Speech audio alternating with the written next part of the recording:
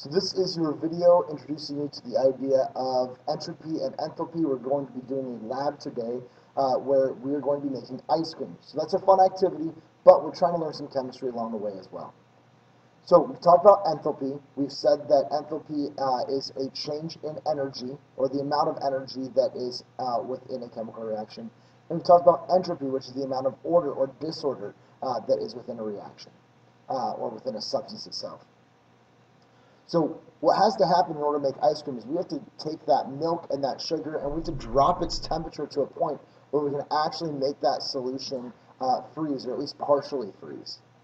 But that's lower than the normal freezing point of water. So what we have to do is depress the freezing point. And so that's where our whole idea of enthalpy comes in. So we know that we have ice. Ice is a crystal, right? So what we're going to do is we're going to take that water crystal, which are all lined up next to each other like this. And as it heats up, we know that even though these are kind of connected to one another, the energy, that enthalpy, is going to break that apart. And so we start getting pieces of water that move around more because our enthalpy is our measure of energy, the average motion of those particles. So that starts moving around. Now, in order to keep it cold like that, what we have to do is we're going to be adding this salt. Okay, so I'm going to switch over to a black marker for this. And on the salt, it's going to end up sitting in here. And usually what happens is the energy gets passed from these warmer molecules over to these cooler molecules, so they will end up entering the liquid phase as well. But that's not what we want to do. This salt is going to interfere with that process. So right now, this ice is very, very orderly. And we said that nature is both lazy and messy. Okay? It's lazy in that it doesn't like to take in energy. It wants to give off energy. But it's messy because it wants to go from order to disorder. So in this situation, these molecules are very orderly, and they want to get over to this liquid phase, which is less orderly. But these black spots, the salt, are interfering with that process. So the crystals can't form around those salt particles very well. So it's going to require more energy in order to make that crystalline structure. It's going to take more energy in order to do that. So where's it going to get its energy from? From everything around it. It's going to be pulling energy from the milk. It's going to be pulling energy from the sugar.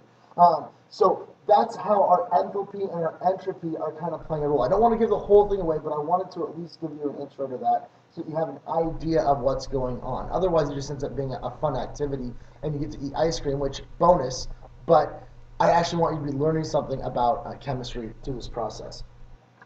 So I also wanted to sort of do an intro for you. So you're going to have two plastic bags.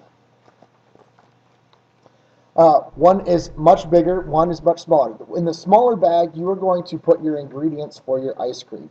Now, don't put a whole lot of liquid in here. The more milk that you have, the longer it's going to take to try to make this work.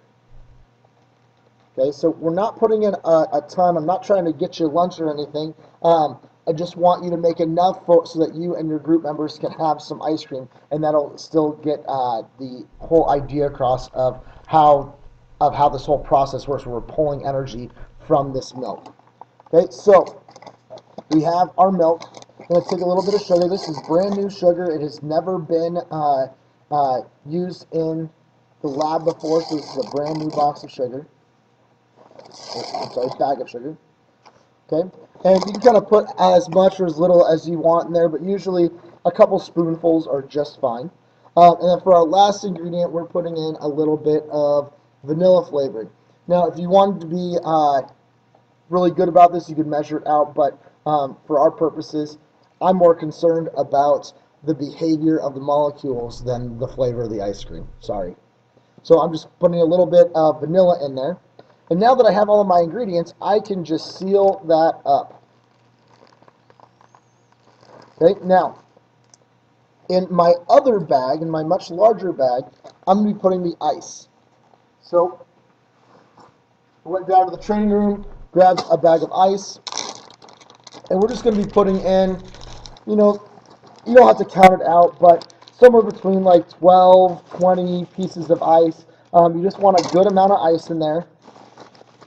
And if you get through the process and all of your ice is melting, go back and add some more. That's fine, because we need that crystalline structure. We need that crystalline lattice structure, that very ordered structure, in order for this to work right. Okay, so I've added my ice in here. And what we're going to do at this point is, remember, this isn't just a fun activity. I mean, I hope you're having fun with it, but we're trying to get some information as well. We're trying to find evidence to support our claim. So we're going to take your thermometer, and before we use it at all, we want to make sure that it is thoroughly cleaned. It's been cleaned after the previous uses, but because you don't know who cleaned it or how well they cleaned it, I would just go ahead and clean it again because it could be coming into contact with some of your food. We don't want to risk any health problems by getting any chemicals into your food. So make sure that that is washed off very well. So I would do this, even though it's been washed before, wash it again. Okay, so you're going to go in and we're going to get the temperature of your ingredients, and then we're also going to get the temperature of your ice. Okay, so we should know that the ice should be pretty close to 0 degrees Celsius, since that is the freezing point of water. But what the purpose is that we need to get this to a lower temperature, because milk will not freeze until lower than 0 degrees Celsius. So we're going to take our ice cream salt and put some in there. You don't need a ton. Talking a couple teaspoons. But once we get that in there, that's probably more than what you needed. But at this point, you're going to take your ingredients, put it into the bag, seal the bag up, and start mixing your ingredients for 1 minute. Okay? Now, after 1 minute, what we're going to do is open this back up and take our temperature again. We're going to do this every minute until we end up getting our ice cream. So that should be somewhere between 8 and 12 minutes. I believe on the sheet, on your data table, I've left 10 spots. That was just an estimate. Okay, try to see how much you can make of this. Measure your temperature difference as we go through. Be careful, this will get cold, which is why I asked you to bring some gloves possibly to help protect your hands. So this will get cold, so I don't want any dangers with that being too cold. So be careful, trade off with your classmates, but remember, you're just mixing this up and you're trying to get it so that you drop the temperature of that milk down to a point where it will solidify. We'll take our temperature every minute, and then at that point, you should be able to collect your data and make some sense of what's going on. So good luck, and if you have questions, please send me an email.